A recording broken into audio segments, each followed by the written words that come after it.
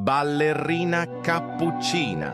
Mi mi mi mi è la moglie di Cappuccino Assassino e ama la musica la la la la.